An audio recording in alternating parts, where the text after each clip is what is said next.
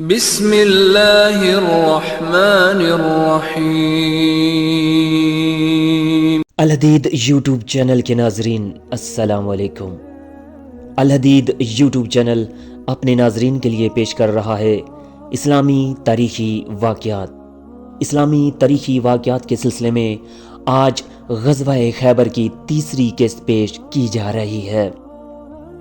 حضرت عبداللہ بن ابی بکر رضی اللہ تعالیٰ عنہ سے مروی ہے کہ خیبر کے موازات میں سے شک اور لطات عام مسلمانوں کے حصے میں آئے، اور کیتیا اللہ عز و جل کے خمس، رسول اللہ صلی اللہ علیہ وسلم کے خمس، نیز اقربا، یتامہ، غربا، مسافر اور ازدواج رسول اللہ صلی اللہ علیہ وسلم کی معاش اور ان لوگوں کے انعام میں جن کی سائی سے اہل فدق اور رسول اللہ صلی اللہ علیہ وسلم کے درمیان صلح ہوئی تھی دیا گیا۔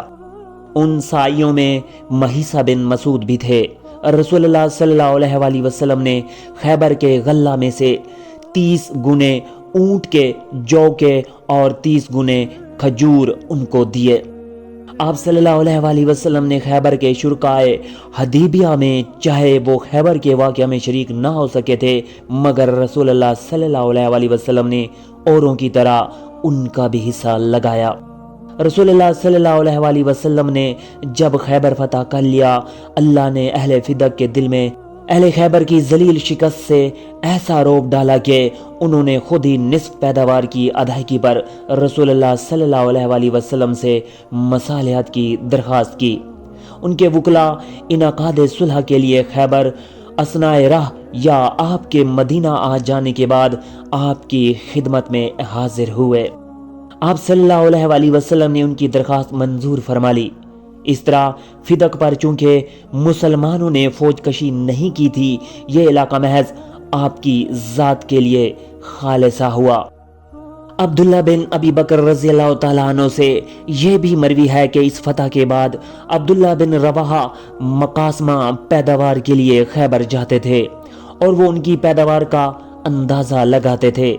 جب اہل خیبر ان سے اس کی شکایت کرتے کہ آپ نے ظلم کیا، وہ کہتے کہ تم کو اختیار ہے، چاہے اندازے کا نفع ہمیں دو یا تم لے لو، دونوں میں سے جو مقدار چاہو ہمیں دو۔ اس پر یہودی کہتے کہ اسی عدل پر آسمان اور زمین برقرار ہیں۔ اپنی مدت العمر عبداللہ بن رواحہ مقاسمہ کرتے رہے۔ ان کے انتقال کے بعد بنو سلمہ کے جبار بن مخر بن خنسا اس کام پر متعین ہوئے۔ عرصہ تک یہودی اس معاملہ پر قائم رہے، مسلمانوں کو ان سے شکایت پیدا نہیں ہوئی۔ البتہ جب انہوں نے رسول اللہ صلی اللہ علیہ وسلم کے عہد ہی میں بنو حارثہ کے عبداللہ بن سہل کو شہید کر ڈالا، رسول اللہ صلی اللہ علیہ وسلم اور مسلمانوں نے ان کے قتل کا ملزم ان کو ٹھہرایا۔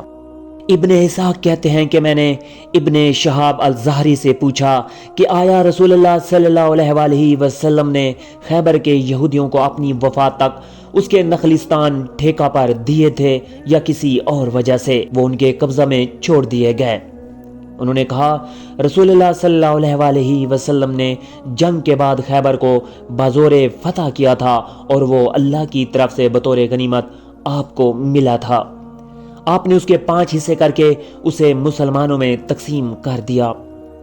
لڑائی کے بعد اہل خیبر نے اس بات کی رضامندی پر سر اطاعت خم کیا تھا کہ ان کو جلا وطن کر دیا جائے گا۔ اس اقرار کے بعد رسول اللہ صلی اللہ علیہ وسلم نے ان کو بلا کر کہا اگر تم چاہو تو تمہاری یہ جائیداد ہم تمہارے ہی پاس رہنے دیں، اس شرط پر کہ تم اسے آباد رکھو اور اس کی پیداوار کا ہم سے معاملہ کر لو۔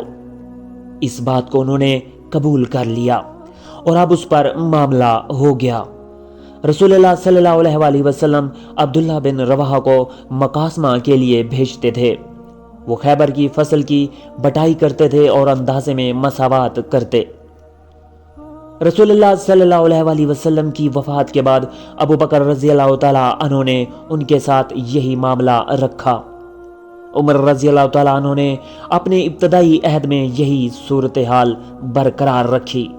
مگر جب ان کو معلوم ہوا کہ رسول اللہ صلی اللہ علیہ وسلم نے اپنے مرض الموت میں یہ فرمایا ہے کہ جزیرۃ العرب میں 2 دن جمع نہ رہیں، اور تحقیقات کے بعد جب یہ قول ثابت ہو گیا، انہوں نے یہودیوں سے کہلا بھیجا کہ اللہ نے تمہاری جلا وطنی کی اجازت دے دی ہے، کیونکہ مجھے معلوم ہوا ہے کہ رسول اللہ صلی اللہ علیہ وسلم نے فرمایا ہے کہ جزیرۃ العرب میں 2 دن جمع نہ رہیں، لہٰذا جس کے پاس رسول اللہ صلی اللہ علیہ وسلم کا کوئی عہد ہو وہ میرے پاس پیش کرے، میں اسے نافذ کر دوں گا، اور جس کے پاس کوئی عہد نہ ہو اسے ترک وطن کے لیے تیار ہو جانا چاہیے۔ اس طرح عمر رضی اللہ تعالیٰ عنہ نے ان تمام یہودیوں کو جن کے پاس کوئی عہد نہ تھا خیبر سے جلا وطن کر دیا۔ خیبر کی فتح سے فارغ ہو کر رسول اللہ صلی اللہ علیہ وسلم مدینہ آئے۔ اس سال محرم میں واقدی کے بیان کے مطابق رسول اللہ صلی اللہ علیہ وسلم نے اپنی صاحبزادی زینب کو ان کے شوہر ابو العاص بن الربیع کے پاس واپس بھیج دیا۔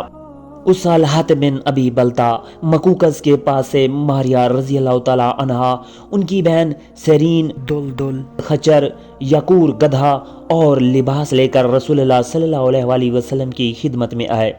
مکوکس نے ان دونوں بہنوں کے ساتھ ایک خسی غلام بھی کر دیا تھا جو ساتھ تھا۔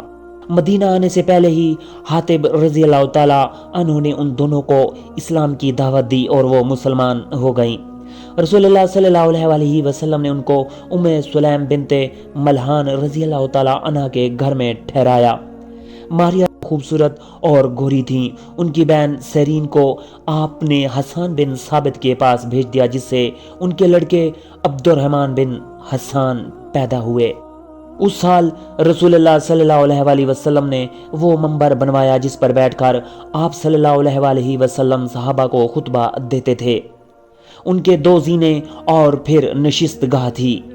یہ بھی بیان کیا گیا ہے کہ سب سے پہلے 8 ہجری میں یہ منبر بنایا گیا، اور یہی ثابت ہے۔ الحدید یوٹیوب چینل کے ناظرین، اگر آپ کو یہ ویڈیو اچھی لگی تو میرے چینل کو سبسکرائب کیجئے اور ویڈیو کو لائک اور شیئر ضرور کیجئے، تاکہ اسلامی تاریخی معلومات کے حوالے سے آپ تک ویڈیو پہنچ سکیں۔ اگلی ویڈیو تک کے لیے اللہ حافظ۔